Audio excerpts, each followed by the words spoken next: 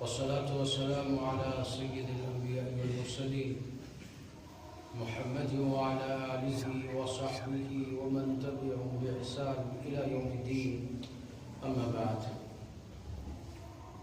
فأعوذ بالله من الشيطان الرجيم. بسم الله الرحمن الرحيم. تبارك الذي بيده الملك وهو على كل شيء قدير، الذي خلق الموت والحياة ليبلوكم أيكم أحسن عملا وهو العزيز الغفور. صدق اللہ العظیم. بزرگوں اور بھائیوں، اللہ تبارک و تعالی نے کتاب اللہ کے ذریعے سے، قرآن پاک کے ذریعے سے اس پوری انسانیت تک جو پیغام پہنچوایا، اس پوری انسانیت تک، اس دنیا کے بسنے والے انسان کی زندگی گزارنے کے سلیقے اور طریقے اور اس کی یہ مکمل زندگی، پھر یہاں سے اس زندگی کو پورا ہو کے رخصت ہو کے جانا، اس کی بڑی آسان اور سیدھے سادھے انداز سے زندگی گزار کر دکھائی جناب محمد رسول اللہ صلی اللہ علیہ وسلم. کوئی گھڑی ایسی نہیں رہی، کوئی لمحہ ایسا نہیں رہا جس میں ہماری تربیت نہ کی گئی ہو، جس میں ہمیں سمجھایا اور بتلایا نہ گیا ہو. چھوٹی سی چھوٹی معمولی کوئی بات ہو یا کوئی بڑے سے بڑا کام ہو، ایمان والوں کو اللہ کے نبی صلی اللہ علیہ وسلم نے ہر موقع پر تربیت فرمائی. حضور صلی اللہ علیہ وسلم نے ارشاد فرمایا کہ دیکھو، مرغے کو گالی مت دو، مرغے کو برا بھلا مت کہو،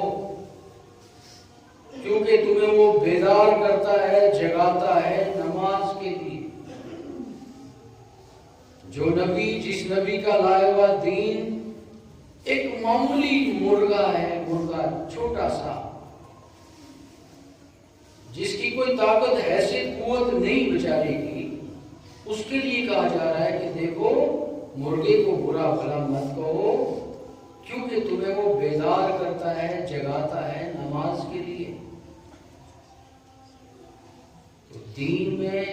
ایک مرغے کے تعلق سے اگر اسلام منع کر رہا ہے کہ مرغے کو بھی برا بھلا مت کہو، تو پھر انسان کو کیسے برا کہہ سکتا ہے؟ انسان کو کیسے غلط کہہ سکتا ہے؟ انسان کے ساتھ کیسے جھگڑ سکتا ہے؟ کیسے اختلاف رکھ سکتا ہے؟ کیسے دور رہ سکتا ہے؟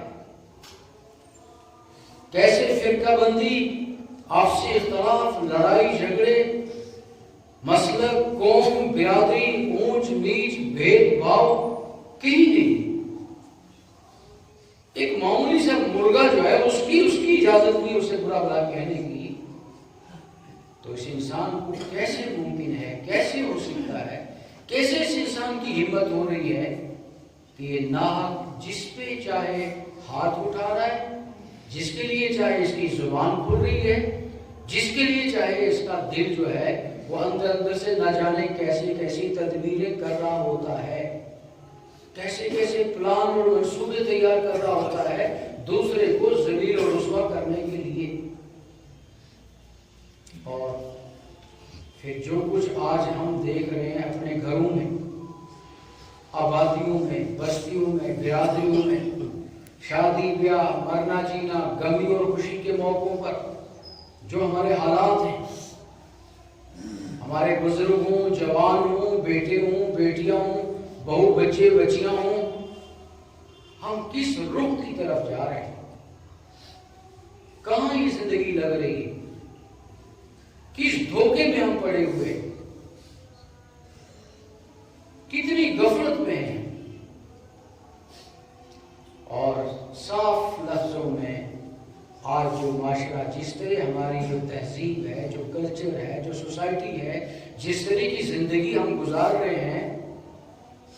اس کی واضح بنیادی کمزوری کہ ہم قرآن سے دور ہیں، اس کے نتیجے میں یہ سب کچھ ہو رہا ہے۔ اگر قرآن ہمارے سینوں میں محفوظ ہوتا، اگر ہم نے قرآن کو صحیح پڑھا ہوتا، سیکھا ہوتا، قرآن کے ترجمے ہم نے صحیح پڑھے ہوتے، قرآن کی تشریحات سے ہم صحیح واقف ہوتے، اور حضور اکرم صلی اللہ علیہ وسلم کے اس کامل اور مکمل دین کو ہم صحیح معنوں میں سمجھے ہوتے، تو آج یہ سب جو کچھ ہوتا دکھ رہا ہے یہ سب نہ ہوتا۔ تو جمعہ کے موقعوں پر اس طرح کے اجتماعات، جمعہ کی نمازوں میں آ کر اول وقت میں بلایا جا رہا ہے اور یہ سمجھانے اور بتلانے کی کوششیں کی جا رہی ہیں کہ اے انسان، اگر پچھلے جمعہ نہیں سمجھ پایا تھا، اس جمعہ کو سمجھ۔ پچھلے جمعہ کوئی فکر نہیں کر پایا تھا، اب تو کوئی فکر کر لے۔ اب تو اپنے رخ کو موڑ، اب تو اپنے حالات میں ترس کھا، اب تو اپنی اولاد کی اور اپنے خاندان گھرانے کی فکر کر، کیونکہ موت پیچھے لگی ہوئی ہے، چھوڑنے والی نئی موت۔ ہر انسان کو دنیا سے رخصت ہونا ہے، اور رخصت ہونے کے بعد اللہ کے سامنے پوری زندگی کا حساب کتاب دینا ہے۔ اللہ کے یہاں چالاکی نہیں چلے گی، اللہ کے یہاں ہوشیاری نہیں چلے گی، اللہ کے یہاں بڑی قوت طاقت نہیں چلے گی۔ موت آئے گی، آ کے رہے گی۔ قرآن کہتا ہے اینما تکونوا یدرککم الموت ولو کنتم فی بروج مشددہ، کہ موت آ کے رہے گی، تم مضبوط اور بند قلعوں میں بھی رہو گے، موت آئے گی،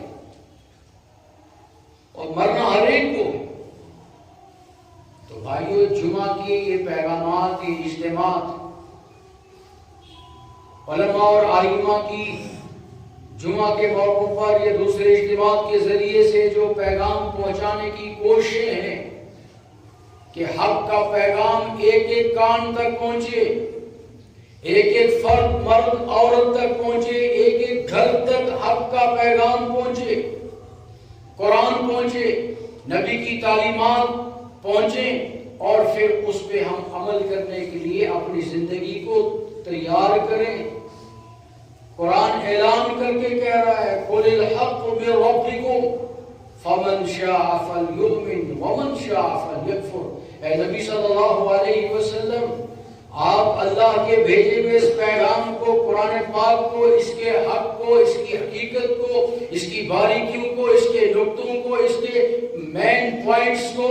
اور ان کی بتائی ہوئی وہ نورانی اور روحانی زندگی کو بتا دیجئے، ایک ایک کو عام کر دیجئے، سنا دیجئے، ان کو بتائیے حق کس کو کہتے ہیں، ناحق کس کو کہتے ہیں، جنت کسے کہتے ہیں، جہنم کسے کہتے ہیں، عذاب کسے کہتے ہیں، ثواب کسے کہتے ہیں، دنیا کسے کہتے ہیں، آخرت کسے کہتے ہیں، اجالا اور اندھیرا کیا ہوتا ہے، رات اور دن کے فرق کیا ہوتے ہیں، رات اور دن کا بدلاؤ کیا ہے، انسان اور انسانیت کیا ہے، تمہارا وجود کیا ہے، تمہاری حقیقت کیا ہے، یہ عورتوں کو بھی بتاؤ، مردوں کو بھی بتاؤ، پڑھے لکھوں کو بھی بتاؤ، ان پڑھوں کو بھی بتاؤ،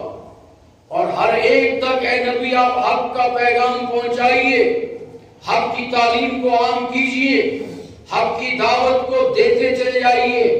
اور اس کے بعد فَمَنْ شَاءَ فَلْيُؤْمِنْ وَمَنْ شَاءَ فَلْيَكْفُرْ۔ پھر جس کا جی چاہے وہ ایمان لائے،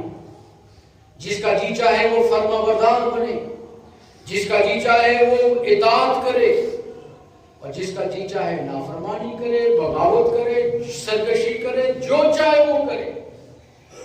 کر لے، کب تک کرے، کر لے جو کرنا ہے، آخر موت ہے، کر لے جو کرنا ہے، آخر موت ہے۔ کتنا کرے گا، کتنے کاروبار، کتنے مکان، کتنی پراپرٹی، کتنی بلڈنگیں، کتنے پوتے نواسوں کی بھی فکر کرے گا؟ کبھی اپنی آخرت کی بھی تو ہم فکر کریں، اپنے کلمے کی بھی فکر تو کریں، ہم سوچیں، غور و فکر کریں کہ میرے گھر گھر کا کیا حال ہے؟ آج صبح کہاں ہے ہماری؟ صبح کب ہو رہی ہے ہماری؟ کیا ہماری جوان نسلوں نے آج کی صبح دیکھی؟ صبح کے وقت اللہ کی جو رحمتیں برستی ہیں، صبح کی ہواؤں اور فضاؤں میں خدا کی طرف سے جو پیغامات آتے ہیں، کیا ہمارے کانوں نے کبھی انہیں سنا؟ بھائیوں، ہم نے صبح دیکھی نہیں، صبح کی برکتوں سے ہم واقف ہی نہیں ہیں۔ تو جو قوم صبح بیدار نہیں ہونا جانتی ہے، وہ قوم اپنے مستقبل کے تعلق، اپنے آخرت کے تعلق سے کتنا فکر مند ہوگی جس کو اپنے حال کا پتہ نہیں ہے۔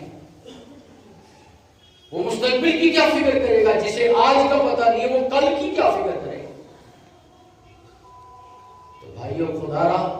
ہم اپنی فکر کریں، آخرت کی فکر کریں، اپنے گھروں پر ترس کھائیں،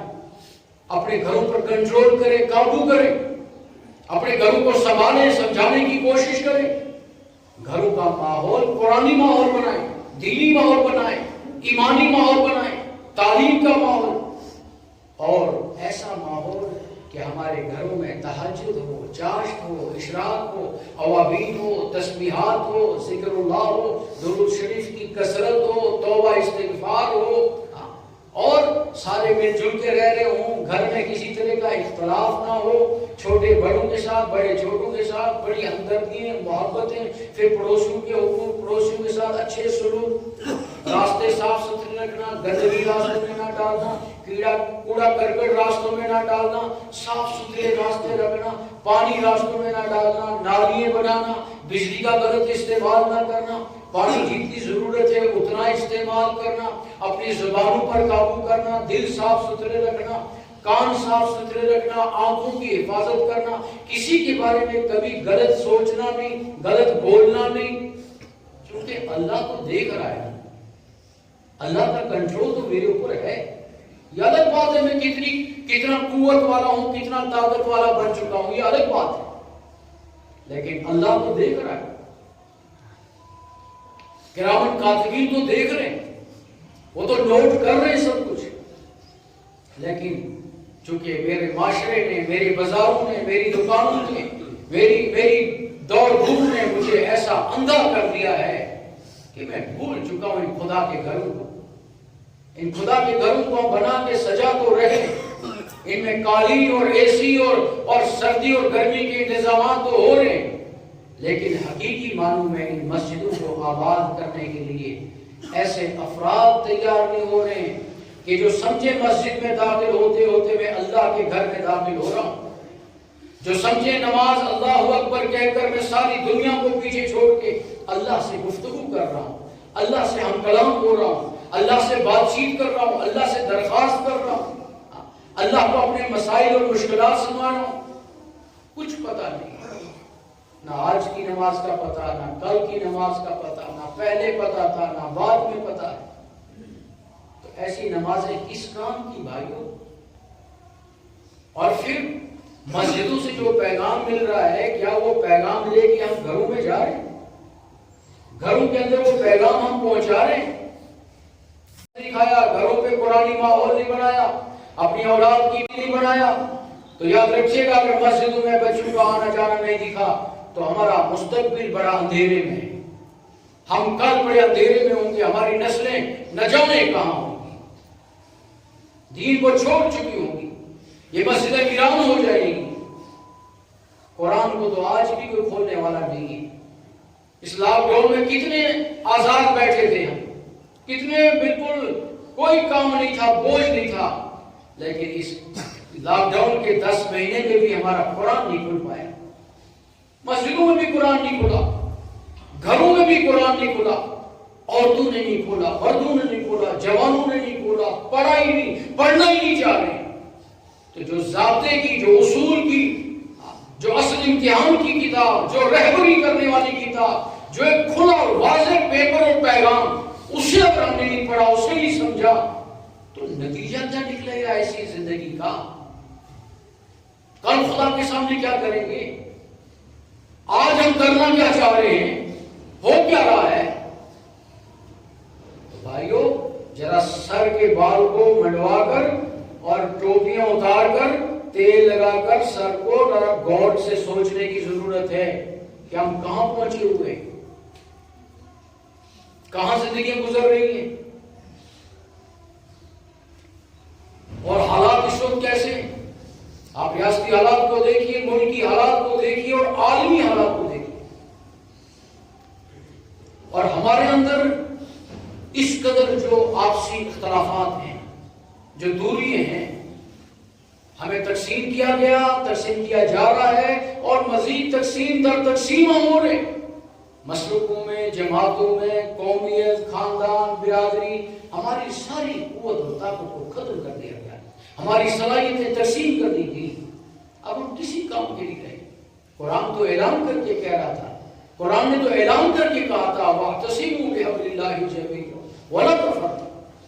مسلمانوں اللہ کی رسی کو مضبوطی سے تھامے رکھو، آپس میں تقسیم مت ہو، بٹو مت۔ ہم نے تو سب کچھ تقسیم کر دیا، سب تقسیم ہو گیا ہمارا، اور اجڑ چکے ہیں ہم، اندر ختم ہو چکا ہے ہمارا، کچھ نہیں۔ اور ادھر سے ہمارا زور ہے کہ ہم بہت پڑھ رہے ہیں، بہت تعلیم حاصل کر رہے ہیں، سارے گاؤں دیہات صوبے جموں کے آج شہروں میں بیٹھے جا کر، کس چکر میں؟ تعلیم کے لیے۔ ہماری بچیاں، ہمارے بچے، سب کو ہم نے جموں پہنچایا ہے۔ 5-6 لاکھ بچہ ہمارا جو ہے وہ جموں شہر میں اعلیٰ تعلیم کے چکر میں ہے، لیکن یہ سارا ہم سب گاؤں دیہاتوں سے نکلے اپنے بچوں کو لے کر اعلیٰ تعلیم کے لیے، لیکن ان گاؤں اور دیہاتوں کا بچہ شہروں میں جا کر وہ بچی اور بچی چونکہ پہلی بار گاؤں سے نکلے تھے، شہر دیکھے تھے،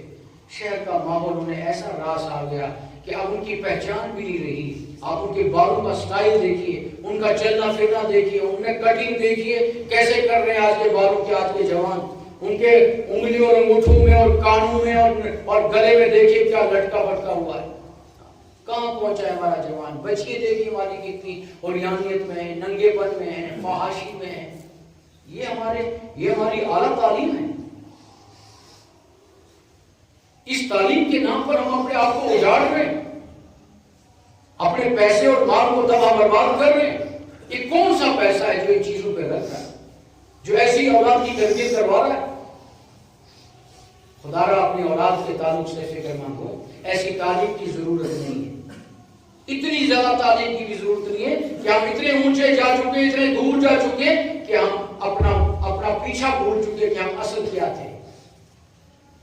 اپنے ایمان کو بھول گئے، اپنے قرآن کو بھول گئے، نبی کی تعلیم کو بھول گئے، صحابہ کو بھولے، تابعین اور تبع تابعین کو بھولے، اولیاء کرام کو بھولے، ہم نے علماء سے تعلق کاٹ دیا۔ علماء کی اہمیت ضرورت نہیں، ائمہ سے ہمارے تعلقات نہیں، مسجدوں سے ہم دور ہو گئے، تو پھر کہاں پہ رہے،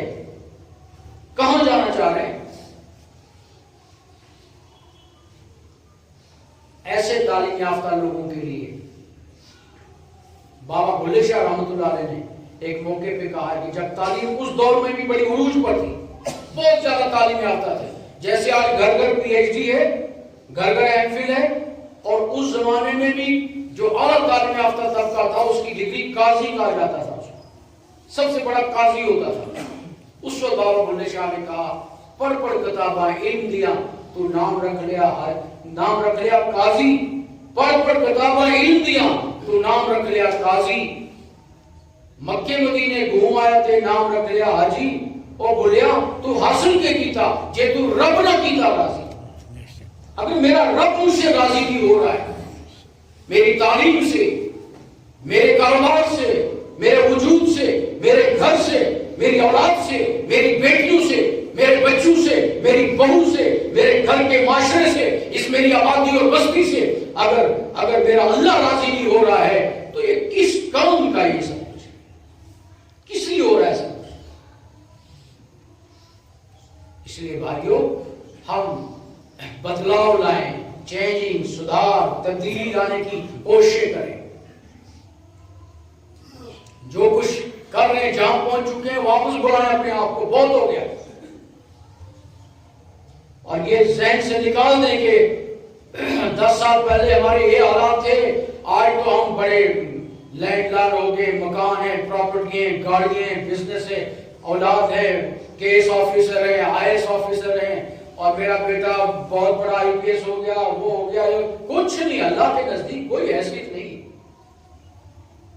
حضور اکرم صلی اللہ علیہ وسلم نے ارشاد فرمایا کلکم راعٍ وکلکم مسئول عن رعیتہ، کہ دیکھو تم میں کا ہر ایک ذمہ دار ہے، اور کل قیامت کے دن اللہ تعالیٰ ہر ایک سے اس کے ذمہ داری کے تعلق سے پوچھے گا، ہر ایک سے پوچھو گی۔ ملک کے پرائم منسٹر سے پوچھا جائے گا پورا ملک تیرے قبضے میں تھا، بتائے پرائم منسٹر ملک کے ایک ایک سرحد، ایک ایک کونے کے ایک ایک بسنے والے انسان،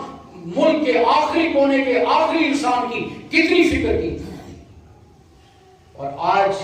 ریاست کے گورنر سے خدا پوچھے گا تجھے گورنر بنایا تھا، بتاؤ ریاست کے ایک ایک گھر کے ایک ایک ریاست کے آخری کونے کے آخری گھر کے آخری فرد، بیوہ، یتیم، غریب، مستحق، ذمہ دار، مجبور، پریشان حال کی لیے بتاؤ تم نے ان کی ذمہ داری نبھائی تھی یا نہیں نبھائی تھی؟ اور نیچے آئیے،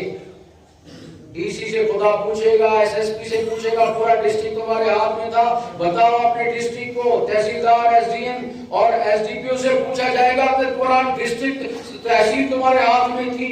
بلاک ڈیولپمنٹ آفیسرز اور بلاک کے دوسرے جتنے ڈپارٹمنٹس ہیں ان سب سے خدا پوچھے گا کہ میں نے تمہیں وہاں پہنچایا تھا،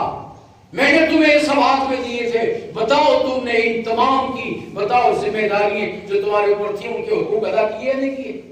نیچے آ کر خدا مسجد کے امام سے پوچھے گا، بتاؤ مسجد کے امام، بتاؤ تم نے ایک امام ہونے کی حیثیت سے کیا اپنے مقتدیوں تک ان کا دین پہنچایا یا نہیں پہنچایا؟ اور گھر آ کر والدین سے خدا پوچھے گا، ماں اور باپ بتاؤ تم نے اپنی اولاد کے تعلق سے کیا فکریں کی تھی، اپنی اولاد کی کیا تربیت کی تھی، جاتے جاتے اولاد کو کیا کہہ کے گئے تھے، کیسی زندگی گزار کے دکھائی تھی تم نے؟ اس لیے بھائیوں اپنے گھروں کے ماحول کو بنانے کی ضرورت، قرآن سے سارے جڑے، جس عمر میں بھی ہے قرآن پڑھے، اللہ کے نبی صلی اللہ علیہ وسلم کی سنت و شریعت کو سمجھنے کی کوشش کریں، اور اللہ کے حبیب صلی اللہ علیہ وسلم کے دین کو کامل اور مکمل طریقے سے زندگی میں لائیں۔ اللہ تعالیٰ سے دعا ہے اللہ تبارک و تعالیٰ ہم سب کو قبول فرمائے، اس پورے علاقے کو قبول فرمائے، پورے صوبے، ریاست اور ملک اور عالم کو اللہ قبول فرمائے، اللہ ہم سب کو آپس میں متحد فرمائے، اللہ ہم سب کے تمام گناہوں کو معاف فرمائے۔ وآخر دعوانا الحمدللہ۔